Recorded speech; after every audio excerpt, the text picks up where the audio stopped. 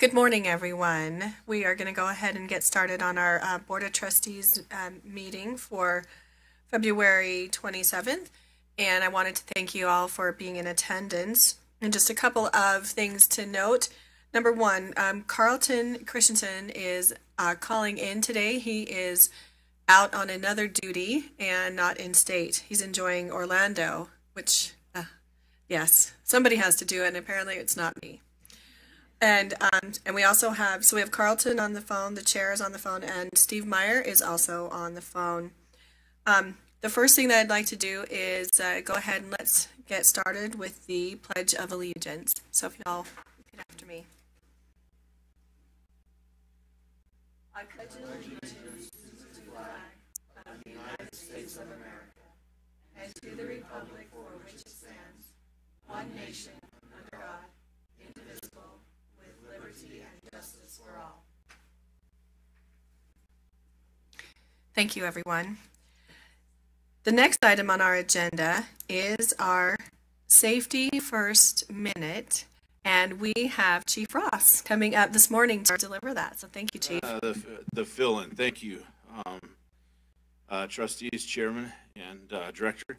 Pleasure to be here this morning. I don't know how many of you in the northern end of the valley, but over the last 12 days, I've had 139 earthquakes in the south end of the valley. Wow. And they're not far from my home. And let me tell you, it's something to be woke up by a 3-1. That's nothing to Californians, I realize that. But I don't think we talk about earthquake preparedness enough. We have the shakeouts and stuff, but just in our personal homes, in the workplace, what are the steps that we need to do? The old methodology of standing in the doorways, running, those are no longer suggested. So the new methodology is duck, cover, and hold on. I would demonstrate, but I don't know if I can get under this little desk. So just keep that in mind. In addition to that, let's remind all of our work groups, our buildings, what the proper evacuation routes are once that's settled, right? And we may have to shelter in place underneath that for a period of time, and then where those rally points are. Those two pieces, evacuation routes and rally points, can be used in many, many situations that we may come across. So, and I encourage you to have these conversations with those in your household as well. I've had to have the conversation with my kids. Okay, what happens? Where do we go? So, yeah, 139, and I don't know the correct geological term, but the center is less than 1 mile from our track down there. So hopefully it's not an indication of anything to come. Thank you, Chief. That's actually really, you just really touched on it, and on something that's very near and dear to my heart. I lived in California during Northridge earthquake, which was a 6.7. And so I don't know how many of you do this, but in addition to making sure that I know where the structural integrity of a building is as I walk in, I don't want to be around glass, and I actually have an earthquake kit in my car with me. Awesome. Maybe you can share what's in that with us. Oh, yes, I would be happy to, actually. Okay. One of the things that I keep in my earthquake kit is there's water, there's hard foods like granola bars, things that don't expire easily, and there's also flashlights, blankets, pencils, pens, things that you don't think that you would need, right? I don't have medications, but obviously that could be added if that was a requirement. And I also have a whistle. And a whistle, obviously, a good way to communicate long term if you don't have any other method. And I am a huge proponent of a little bit of preparedness, because one of the things that I learned from Northridge is that a lot of times your major freeways are disconnected, or they collapse, or there's some other damage. And so it takes safety officers a while to maybe get to your home. So recognize that you have that ultimately first responsibility as an individual living in your household, whether you have children to care for or anything. Those are the things that you want to make sure that you can do, knowing that you might not have immediate help from our police or fire. So that would be one of the things that I always try to stress to my kids, that you have to be able to take care of yourself in some fashion, knowing that there could be, if it's catastrophic, there could be difficulty with other people helping. So, thanks. And thank you, Chief Ross. We appreciate that. So we did have another thing on our agenda, but I'll probably go back to that in just a little bit. So the next item on our agenda is our public comment period. So, Bob? Yes, Claudia Johnson.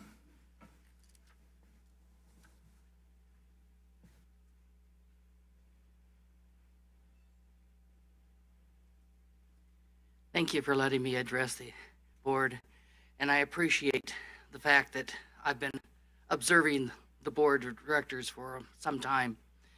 But I appreciate the fact that you guys have taken the time to actually understand UTA and your role and your position, and have been asking awesome questions that I have and I want to know from individuals and about various information.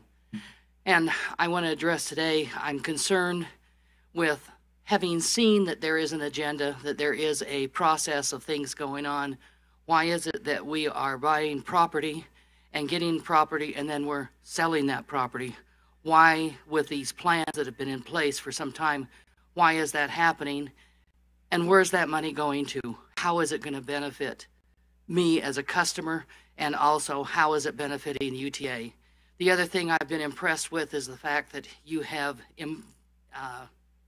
employees that have done an awesome job of seeing things, being able to prevent things, be able to improve upon things, which has in turn saved the company money, but also has, I noticed that it was the programming that was done that was going to save the UTA, I believe about at least $700,000 a year, because it was not having to be paid out to someone else.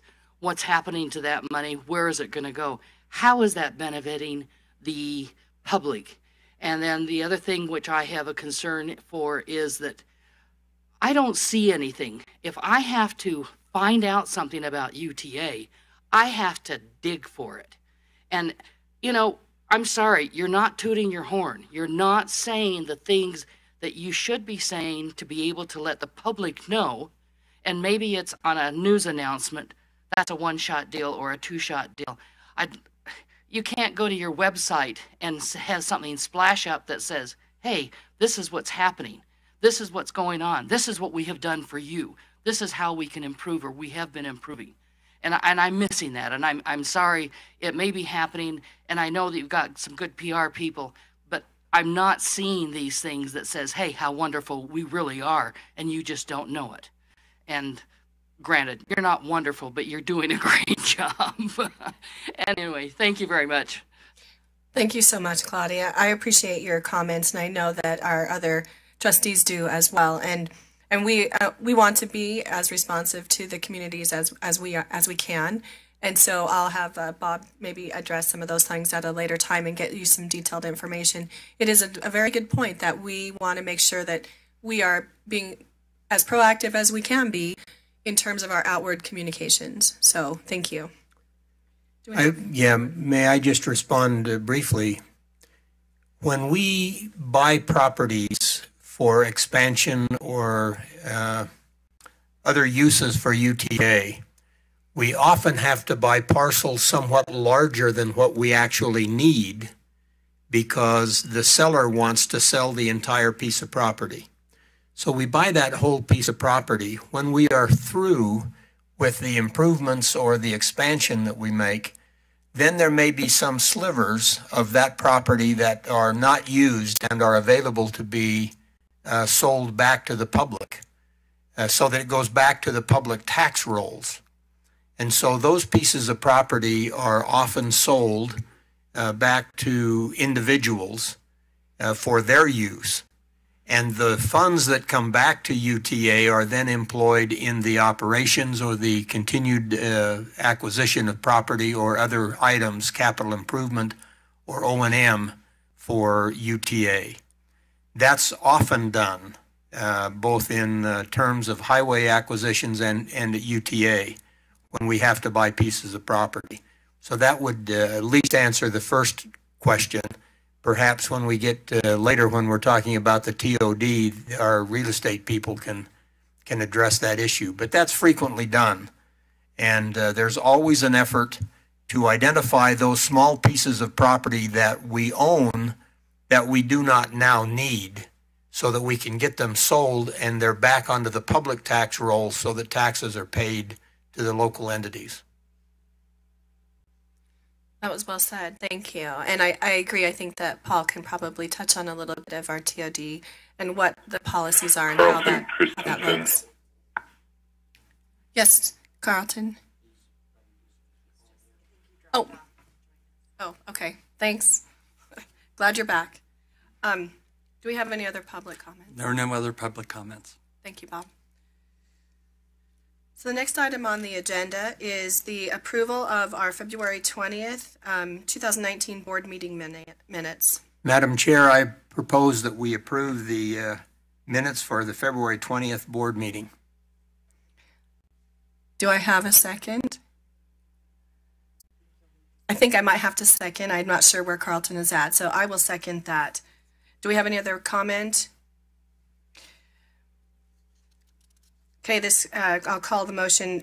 All in favor? Aye. Aye. Any opposed? Okay, thank you.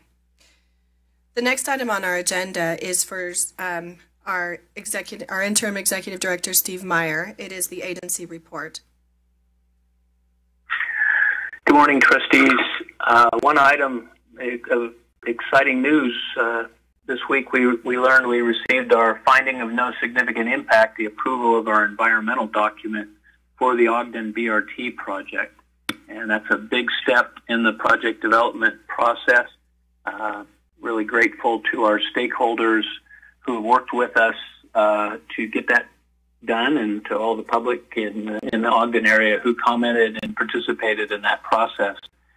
But as I say, that's a major step forward in the project development process. We're now in the procurement process for getting a designer on board and continuing to work forward through the Federal Transit Administration on the Small Starts grant application for that project. That's what I have for you this morning.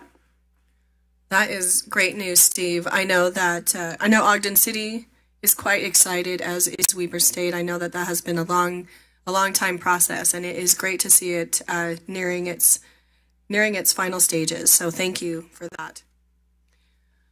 The next item on the agenda is the revising and the renaming of the executive limitations policy, and we'll call Laura Hansen up.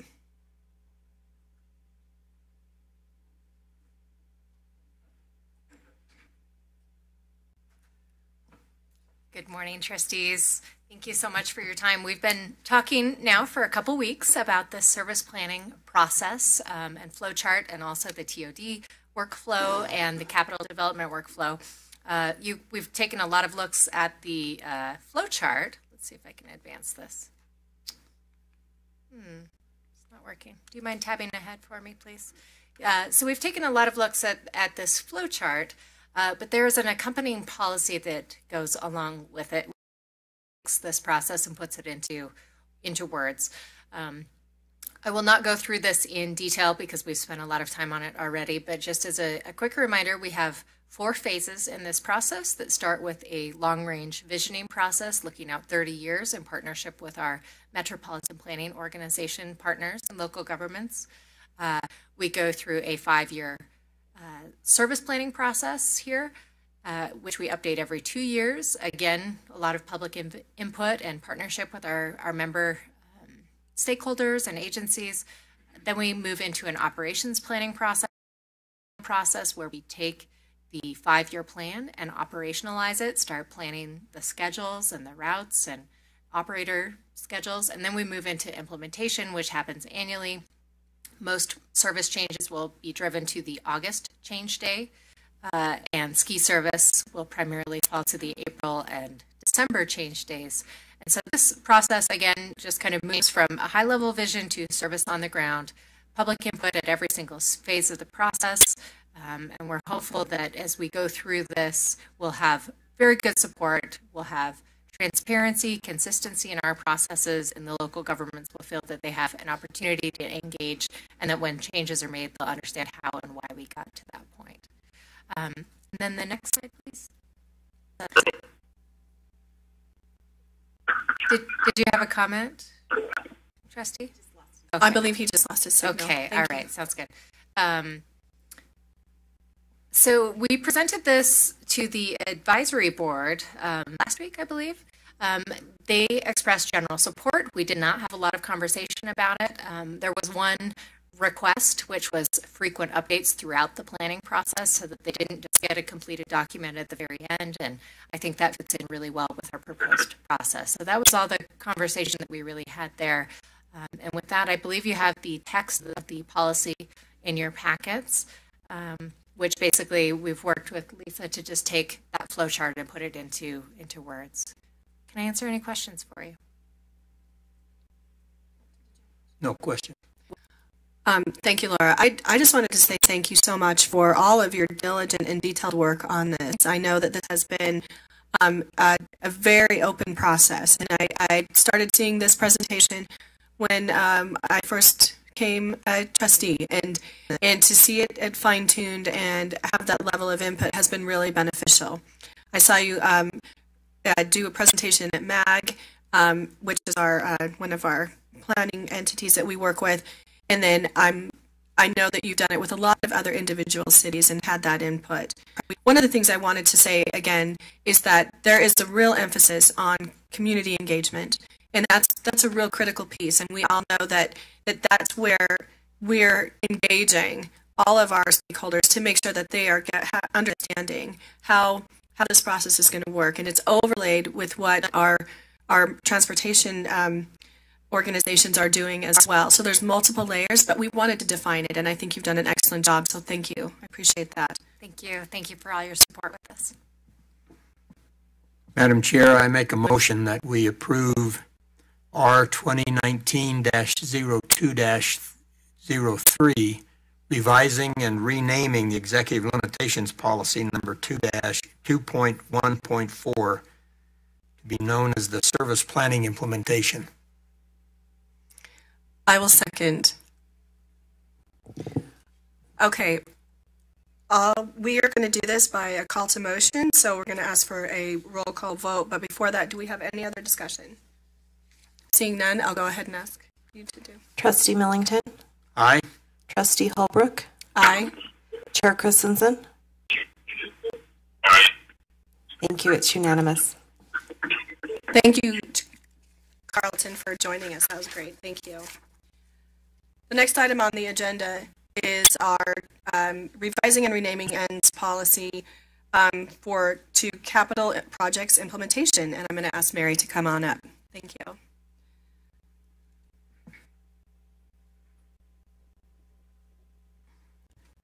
Okay, good morning, trustees. Similar to what Laura just did, we're doing the same thing with our capital projects implementation policy. We presented it to you folks a few weeks ago for your information, and then we took it to the advisory board last week. And everyone, I think, all the advisory board members agreed that the locally preferred alternative should be approved by the local municipalities prior to going to them, which is where we had it in the flow chart. And they also agreed that they wanted enough information to make that decision before extensive investment had been put into the process. And then they all expressed the desire to be updated throughout the capital project process.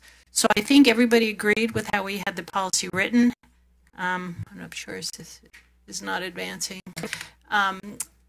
Here, just to remind you what it was, after the planning phase, we would go into the development phase for the project, and somewhere in that environmental process is where we'd get the advisory board input, but bringing it to them at various points along the way to update them on the project. So we recommend adoption. Just, the advisory board was in support of it, and hopefully you guys are too. Did you have a comment? I have a motion.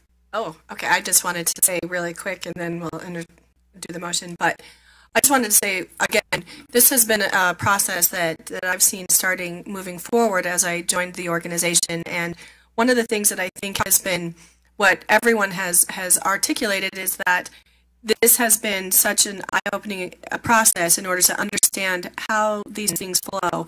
And I recognize that there was like, some of it is actually simultaneous, but to flow chart it and kind of get a perspective and to show where the advisory board has their input in place, I think is really, really valuable. And it's valuable for the advisory board. I know that they were in full support of it, and I thank you for all of your work on this one as well. So with that, I'll entertain a motion. Madam Chair, I make a motion that we approve approve R 2019-02-04, naming the ends policy number 1.4.2 to the capital projects implementation. I'll second. Do we have any other discussion? Again, this is a roll call vote, so I'll have the motion. Trustee Millington. Aye. Trustee Holbrook. Aye. Chair Christensen. Aye. It's unanimous. Thank you. All right, the next item on the agenda is the approving Clearfield, Salt Lake Central, Murray Central, and Provo Central Station area plans, and we'll have Paul Drake come up.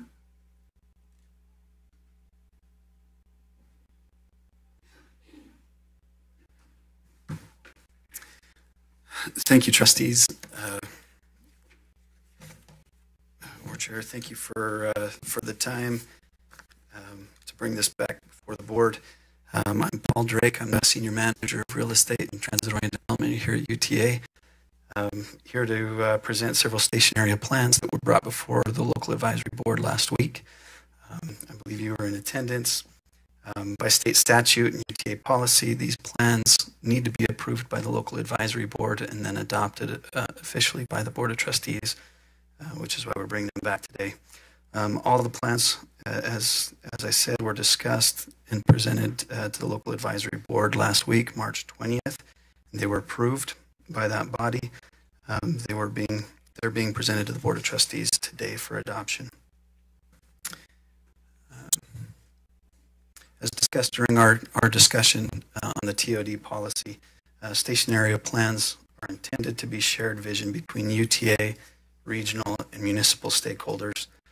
They generally contemplate areas a half a mile around each station and seek to lay out a path to implement a transit-oriented district within that area. Each plan is city-led and includes an extensive public outreach effort and a high-level market analysis. The purpose of these plans is to guide future community and UTA development efforts, and it reduces the ambiguity and risk to the agency, its development partners, and any other partners, developers who will implement that vision. To be clear, these are not development plans, and UTA is not committing any funds or land at this point. These are just strictly plans. We have several plans in the works. 4 of them are being brought before the board today: Clearfield, Salt Lake Central, Murray Central, and Provo Central stations. Some others will be finalized. They're listed there in the coming weeks. They'll be brought before the local advisory board first and then to the Board of Trustees for final adoption. As these plans were presented in detail last week to the local advisory board and the full documents were included in the board packet, I'm going to try and keep my comments brief on each one. But the board, of course, is free to ask any questions that you need. The plans, we've organized them north to south, so we'll start with Clearfield. The stakeholders' vision for the site is a mixed-use, walkable neighborhood with multiple transportation options. It would be a regional destination offering employment, housing, shopping, and recreation. Although the team contemplated a larger land area around the station, they decided to focus primarily on the roughly 60 acres controlled by UTA. The main land uses would constitute districts with retail, recreational uses up by State Street, which is shown in red, a dense neighborhood core adjacent to the station, which is shown in blue, and residential and civic uses on the periphery. That's the yellow and the green. There was extensive discussion on this plan from the local advisory board. Affordable housing was brought up. The city said that they had recognized the need for affordable housing and that they were committed to providing that housing within their city, and particularly at this station, as there's a lot of advantage to being near transit. There was a question about parking. which will be sized to meet the demand. There was a concern about access from neighboring properties. That was contemplated in this plan, and we are offering enhanced access to neighboring land uses. There was a valid concern about the viability of retail in this plan, which was addressed during the meeting. We also spoke about city and UTA controls on the ultimate land uses. These would be controlled by development agreements, both with the city and with UTA as the development partner. Any questions on that plan? Okay. Salt Lake Central is next. This plan calls for a unified district from North Temple to 400 South, just east of the freeway, with distinct development nodes. The area around North Temple, Front Runner Station, is envisioned to be primarily multifamily. The area just north of 200 South would be collaborative effort between UTA and the city RDA. It is envisioned to be a mid-density, mixed residential, commercial, and civic uses. Salt Lake Central Station is envisioned to be an enhanced transit station experience with high-intensity commercial and residential uses, including potential future UTA office and a pedestrian bridge linking neighborhoods to the west. There was no comment or questions from the local advisory board on this plan. Do you have any questions? Okay. The next plan is the Murray Central Station plan. The vision for this plan was affected by significant environmental contamination, which limits the development options on UTA-controlled properties. That shifted the focus from the plan to improving the transit experience and the connections to the station, particularly along Vine Street, which is just north of UTA-controlled properties, and the construction of pedestrian bridges.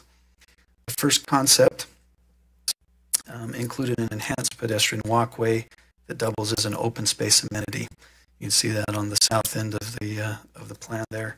It also includes some commercial development to address Vine Street. The second concept calls for a less substantial pedestrian bridge and more substantial transit station building. The local advisory board asked about affordable housing on this site, which is not currently possible because of the environmental restrictions. Any questions from the board?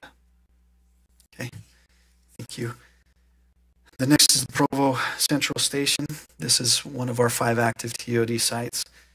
UTA requested that our development partners suspend their planning activities while we finished our new policy in this plan. The vision for the plan is a transit-oriented neighborhood with a mix of commercial and residential uses, which would include a range of residential sizes, income levels, etc., office and live-work units, retail and a restaurant row, mixed-use office and retail. The main initiatives and strategies identified by the group was to link station and surrounding neighborhoods, create urban office and employment opportunities, support cultural interactions, and establish a network of connections. Again, affordable housing was brought up as a main concern by the local advisory board. That is contemplated in this plan, and Provo City was committed to providing the affordable housing need. Any questions from the board? Okay, well, with that, the staff recommends that that the Board of Trustees adopt these station area plans as presented. Thank you. Thanks, Paul. We appreciate that. I wanted to make a comment on this. I think that from the broader perspective of everything that we have done to overlay and show how we're integrating our connections with stakeholders, from our service planning model for our capital improvements, all of those things are leading in part to also having another facet, which is the TOD, which is the transit-oriented development areas that you've seen earlier. And thank you again. We've seen these obviously multiple times, and it's great to see some of the conceptualizations of what could possibly be in a transit-oriented development site. One of the things I think is so integrated is right now you'll hear in the public that there is a lot of dialogue on affordable housing and how can that be integrated. How can cities do things to incorporate that? And I think that this is one way that we can really partner with our communities to make sure that they have that component available to them. And I think that of all the questions, I think that the TOD and the housing component are the most critical to our continued success in terms of the economic development portion of that. So with that said, I would be happy to entertain any questions or a motion. I'll make a motion that we approve the Clearfield, Salt Lake Central, Murray Central, and Provo Central station area plans as have been presented. Very well done. Thank you. Thank you. And I'm giving Carlton a second just in case he can second, but it doesn't seem like. Thank you, Carlton. All in favor, say aye. Let's see, we need a roll call. Oh, I'm sorry, it's roll call. Sorry, Carlton. I'm going to go ahead and have Kathy do that for us. Thank you. Trustee Millington? Aye. Chair Christensen? Chair Christensen, thank you. Trustee Holbrook? Aye. It's unanimous. Thank you. Thank you very much. Thank you. The next item on the agenda is Paul again, and it is the sale of surplus real property in West Valley. I think we've actually answered most of Claudia's questions in this brief time that's been oh, We skipped one. sorry, I did skip one. My apologies. Adopting the transit-oriented development systems and analysis tool. Sorry about that. Perfect. Well, the next one really is exciting, so I can see why you'd want to jump to it. But this one is the TOD system analysis tool, which is again is our tool that our tool that helps us rank our TOD priorities and our efforts. We talked about it with the board a couple weeks ago. It's primarily the same since we talked, and since that was included in the packet. The stakeholder committee did suggest one change to the weighting. So again, this analysis tool sets out the criteria for how we're going to weight each of the individual sites, and then sub-criteria that lead into those, and then weights for each individual criteria. The only suggested change from the stakeholder committee was that on the overall TOD score, that we would put more emphasis on transit frequency, which is a current criteria from 26% up to 41%, and then a predicted mode share from 26% to 11%. This would be consistent with how it was looked at with the growth opportunity score. But that would be the only change. Otherwise, it is exactly as presented to the board 2 weeks ago. Any questions on that change? Any questions? I make a motion that we adopt the transit-oriented development tool as has been changed by stakeholder input. Do we need to have anything more specific than the ended? I think we would need to have it. Yeah, because it's just different than what's in the different than packet. what was in the packet, correct. So again, the amendment would be is that everything is the same except for the weighting of two criteria in the overall TOD score. And that would be under the accessibility general criteria. There are two sub-criteria: transit frequency, and then the other is predicted mode share. The stakeholder committee felt that it was more important to put more weight on current transit frequency than the predicted mode share in the future. So it would be the transit frequency would be increased from a 26% weighting to a 41% weighting. The predicted mode share would decrease from a 26% weighting to 11% weighting. I believe my motion was to approve the way it had been changed by stakeholder input. Will that be sufficient? Not.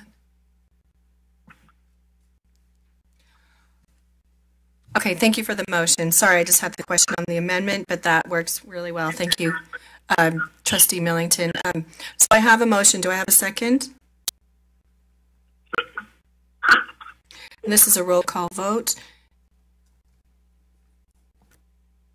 Trustee Millington? Aye. Chair Christensen? Aye. Trustee Holbrook? Aye. It's unanimous. Thank you. Thank you. Okay, my apologies, Paul. Now, the next one on the agenda is the authorizing of the sale of surplus real property. Okay. Thank you. Thank you. This is a property that was brought before the board last year in May. It's 1.5 acres located roughly 2,300 south, 1,000 west. This is a context map. You can see that it's just west of the Jordan River from the Jordan River Service Center. It is 1.5 acres. We had initially purchased the property as part of the Green Line or the West Valley Line. Since then, obviously, we've built out the line and it is no longer needed for a transit purpose. So in May 2018, the board declared the property surplus and authorized staff to solicit bids for that piece. That's another look at it. Again, it's 1.5 acres. You can see in the red is the property that is contemplated to be sold. Just south of that, there's a strip of property, and this was brought up during the May meeting, is that we would hold off some property for connections to the Jordan River corridor. We have done so, and we're in talks with Salt Lake County on that. The property appraised for $375,000, which is $575 per square foot. The prospective buyer is Associated General Contractors, which owns some property adjacent to this. Their offer was $385,000 with $10,000 down. They also offered a concession that was pretty important. There's a power line that runs at a weird angle through the property, and they offered to relocate that and bury it at their cost. So the staff recommends that the board accept this offer and authorize the executive director to dispose of the property per the terms of the purchase and sale agreement. I make a motion that we approve the sale of surplus property in West Valley City as detailed. Do I have a second? Second. All in favor? I did a roll call vote. Trustee Millington? Aye. Chair Christensen? Aye. Trustee Holbrook? Aye. It's unanimous. Thank you. Thank you. Thank you, Paul. Now, Paul, would you explain, we're going to get this $385,000. The question that was given in our public comments, what happens to that money? Actually, I think Mr. Biles would probably be better to answer that. Okay. Yeah, Paul doesn't get to keep it. Oh, I wish. What happens is the money comes into the general fund, so to speak, of UTA, and then the allocation of that's determined during the budget process. Oh, and I should add one other thing. Since it's one-time revenue, you would expect it to go toward a one-time expenditure and wouldn't be used to support operations. If I could, while we're addressing the comments that were made earlier, and we do appreciate those, the real estate and TOD efforts are all really geared toward improving the experience for the rider and for our communities. You can see from those plans a lot of thought and effort are put into the transit experience for our riders, making our transit more convenient for those people, those communities, and just enhancing the experience overall for our customer. Every single decision that we make is for that. The monies that we do make, like Bob said, goes back into the general fund, and they're able to enhance our transit service. Thank you. Thank you. The next item on the agenda, item number 12, are the contracts, disbursements, and change orders, and I'm going to have Eddie come up and detail that out for us.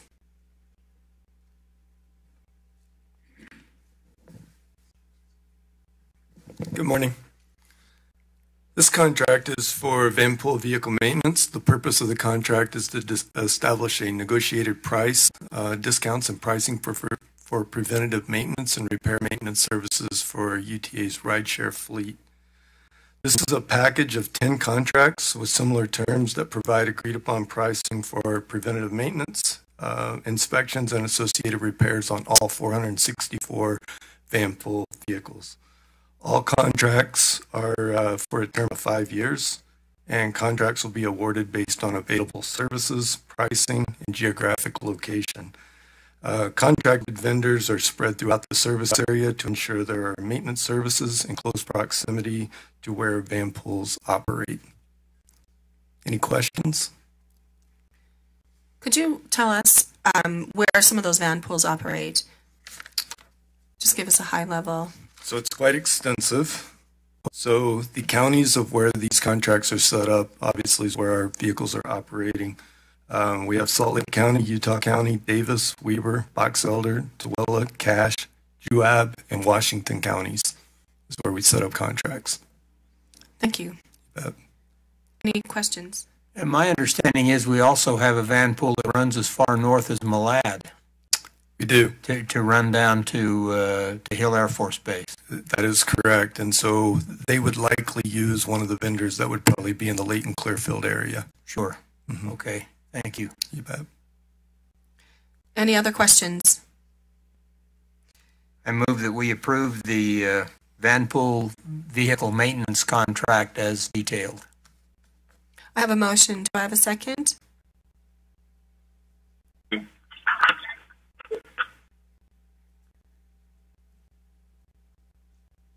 Not sure if that came through. I will second. Any other discussion? This is a roll call motion. Aye. Trustee Holbrook. Aye. Chair Christensen. It's unanimous. Thank you. Thank you. Thank you. And you, oh, sorry. And we have the next item on the agenda is the change order, the Fair Pay EFC Program Manager. And we have someone else coming up? Yes, thank you. I was going to say we had Dave. Thank you. It's the other Dave Schneider.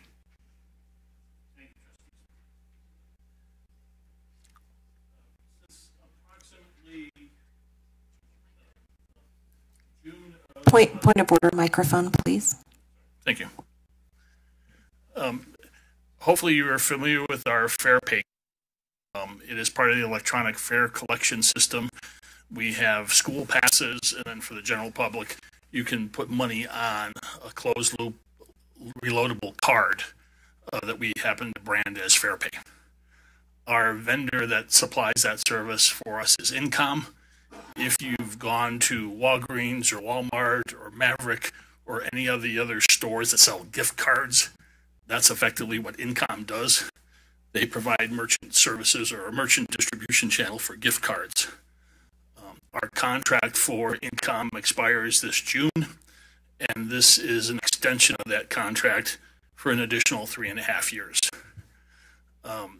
As part of that offer, they are willing to lower our rate. We effectively pay 9% of the load value that's associated with the car as our fees for that program. They're going to lower that rate to 7%, and based on the 2018 sales or load volume, that represents about $110,000 savings to us. Last year, we approximately put $5.5 million of value on those cards, and it's roughly $450,000 a month at 9% of an annual cost of roughly about $40,000, $42,000 a month. The extension goes to December 31st of 2022. And the extension is covered by this $1.3 million change order? Yes. Okay. Any other questions? I move that we approve the Fair Pay EFC program extension through December of 2022. Do I have a motion? Thank you for the second, Chair Christensen. This is also a roll call motion. Trustee Millington. Aye. Chair Christensen. Aye. Trustee Holbrook. Aye. Thank you. It's unanimous. Thank you. Thank you very much, Dave. We appreciate that. The next item on the agenda is discussion items. There's no, it looks like we don't have Matt here. So he might be at a meeting, so we might have to have this at another time. So we can talk about our government relations at our next meeting. Let's go to section A, or item A. Item B is the proposed financial dashboard by Bob Biles. Thank you very much. We talked about the dashboard, financial dashboard, several weeks ago. And this is the current dashboard, and we talked about items on here that, from a financial viewpoint, might need to be removed. And actually, what we've proposed is to keep the monthly and year-to-date information for sales tax, passenger revenue, operating expense, investment per rider. We'll talk about that terminology in just a little bit. Diesel price, and then ridership. Take off the revenue development. That was from when we had a revenue development goal, really. The debt service, I never refer to it. We budget that every year, and it's just what we pay. And then the ridership graph, I think there'll be another document that will speak more to ridership. And we've kept ridership information on here, but I think you'll see a different presentation talking about ridership by mode, things of that nature. So we just didn't feel like it belonged on the financial dashboard. We thought we should keep the CNG price as we add additional CNG vehicles. It's good to see the difference between the diesel and the CNG price. And then one of the major changes is looking at a different type of sales tax graph. What we had before looked at actual this year versus actual last year compared to budget. Well, that's kind of in the monthly and year-to-date information. So we looked at how can you make the sales tax graph more meaningful. So we have a proposal on that. And this is what it looks like. The green line is our 5% projection. That's the number we use in our long-term forecast. Then the darker line is the last 12 months to the prior 12 months, and the percentage change in those numbers. So this would look at, for instance, 2018 total collections to 2017 total collections. And it just moves month by month. And you see it's got some variance to it as we've gone along. And we only went back to 2012 because before that you're looking at the recession and the numbers move around quite a bit. But then we said, well, how could this be useful for the board in looking at what the trends might be? So what we've plotted on top of this is the 6 months of, say, the last 6 months of 2018 compared to the last 6 months of 2017. And that's kind of a leading indicator. Gee, no surprise there, I guess. That would be a leading indicator in how it affects the long-term sales tax. And so the intent of this is to help us understand if our sales tax collections are slowing, that we're aware of that, and it might be a reason to make some changes, exercise some caution. So back in April of 2013, you can see that 6 months dropped below the 5%. And consequently, our 12-year average dipped below that 5%. Well, then you can see in the latter part of 2014, that 6 months started increasing, got above 5%, and it pulled to 12% up. So we're looking at some sort of predictive, how can we help the board understand, are we heading toward a leaner time or a time where we're going to exceed expectations? Now you can see the last data point there is November of 2018, and we dropped significantly below the 5%. Now if we added the December one, we just got that last week after we prepared this chart, it's bounced back up almost to that 5%. So we're looking at, do we try to smooth these lines out to give you a better indication of that? But we thought this chart might be more useful to you than the prior chart. any reason that we know of why the end of 2018 it just dropped from like 7 to 4%? No, we don't have access to the data.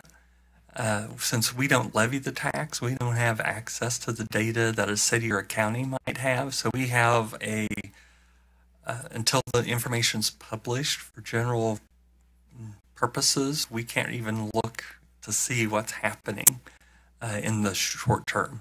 So we can look, I don't know, was it 3-4 months past and get some information.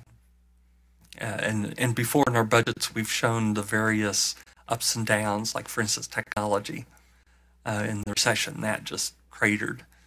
And then it comes back up. It's much more variable than some others. Now, it would be interesting, and I haven't spent the time to look at this, see if there's anything in the legislative changes last year, exemptions that might have been granted that have come into play here. Well, this will be interesting to see what happens with the legislative proposals this year. Certainly. If and when they get passed. Yeah.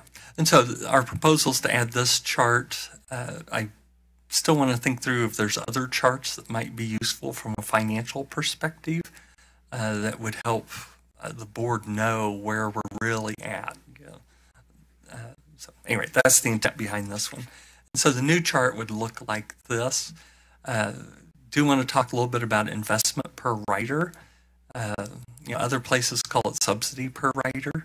And one of the things we may want to do is put some better definition around that. As I think about subsidy per rider, right now it's operating expense minus passenger revenue equals subsidy. Well, should other things be taken out? Or is that just good enough as a definition? So just throwing that in there for a future discussion. How do we think about subsidy per rider? And if there's an industry standard, we should use that. And also something that could explain what that means. And because I think when you look at investment per rider, it is a little it's misleading. Difficult to understand where always that's has at. been. Right. And so, if it's subsidy per rider, is that intended to be taxpayer subsidy? Well, if so, then there's some other things we should take out. Probably. Perhaps, yeah. Right. Yeah. And then is it the local taxpayer subsidy? If so, you take out the preventive maintenance dollars. So let's just make sure we know what we want to put in there, and then we can make that change. Okay. So that's something we can talk about and make those changes on a future dashboard. And again, we'll keep looking at, I look at fare revenue. Is there some way to look at a growth chart like this that might be useful too, to display that? I don't know that we have to do preventative maintenance since that's an allocation from the federal government. Right. And adding a chart there doesn't make a lot of sense. We take care of that with the budget. And then operating, we're looking at a separate operating report of some sort, maybe not a dashboard, that would provide some information similar to this that we'd let you see how we're doing in on the operations side. Thanks, Bob. Did any other questions? I'll just. No, are we? Will we, in addition to this financial dashboard, get the ridership dashboard showing by mode, by month? I mean, I've requested that, and yes, certainly. So, in my mind, the ridership information's available before the financial dashboard, and so I would see that coming to you before this even. We haven't solidified that yet as a executive team. Well, separately, I've requested some of that information. I think I've shown it to you what it looks like, and we certainly can add that to this dashboard as well, and provide that kind of information that I think is quite useful for us. Certainly, and we're taking the session from a few weeks ago where you talked to the executive team about things you were interested in, and we're working on, how do we provide you information within each work group that helps you understand how the operations are going, how we're performing, number one, how we're performing, and then what are the trends and things that you should be paying attention to. Sure. Thank you for the adjustments. I think they're going to be useful. Not that we'll pour concrete around them and have them forever, because we may massage them a little bit as we go forward. But this is helpful. Thank you. I agree as well. And I think that having the ability to kind of fine tune this and get that perspective is really going to be helpful for us in the future. And again, it will be, I'm sure that there'll be things that would be of value that we would add in at some point. Oh. But I do like, I like the ridership broken down, and I know you guys have had that discussion. So I think that would be really valuable. I think it's valuable for our public to know, as well as our other stakeholders. So certainly, and as we go along, if there's other things you want to add to the financial dashboard, let's just talk about them. You're right; it's not set in stone. We want to make this useful. Thank you. Thanks, Bob. Do we have any other business? We do. I'm going to go ahead and hark back to the first part of our agenda. I noticed that Dave Garris walked in, and he thought I didn't see him. And I am going to actually ask him to come up to the table, because we would like to honor. To embarrass the heck out of him. That's right. We heard he had a tan, and now we're going to embarrass him. I'm just going to give a little background, and then I'm going to ask Dave to say a few words. We actually wanted to take this time to thank you and to recognize you for your 12 years of service and leadership with our agency. As you might have guessed from this, Dave has decided to pursue new things in his life, and we wish him all the best.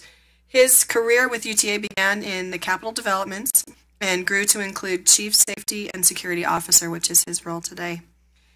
Oversight of technology was later added to his responsibilities. When the Safety and Security Department was created, Dave led the cause of safety in the agency with fierce determination, and that's in quotes. So if anyone's ever seen him on a mission, fierce determination is the key. Through his efforts, he built a strong safety department that didn't exist before in its current form, and has been instrumental in elevating the agency's focus on safety from the executive level to every division, department, and employees.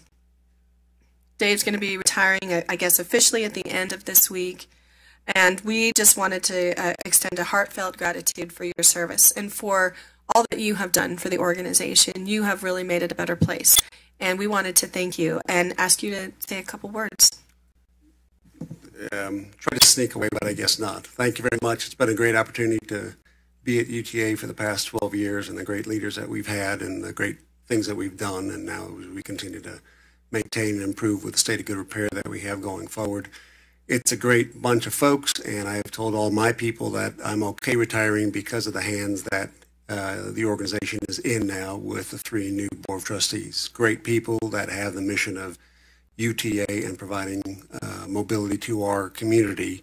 I feel okay in stepping away. So I appreciate everything that you have done to this date and look forward to the great accomplishments that you will have going forward. So thank you very much. We thank you. And on behalf of everyone in the organization, we also wanted to present with a little token of our appreciation. So if you would like to come up. Yes, don't try this electronically.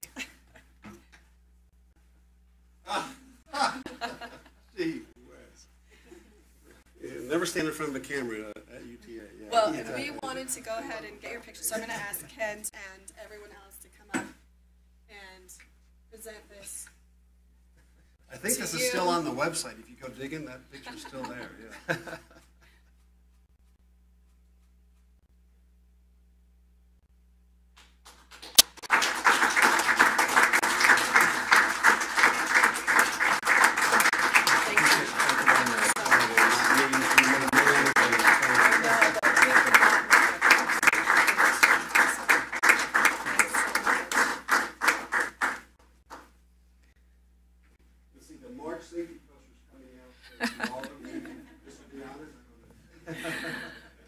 Thank you again, Dave, and we wish you all the best.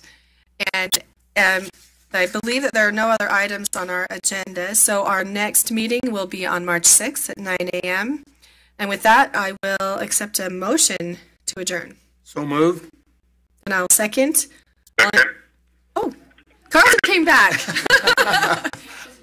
Thank you, Carlton. We'll have Carlton listed as the second on there. All in favor? Aye. Thank you, everyone, and we appreciate it.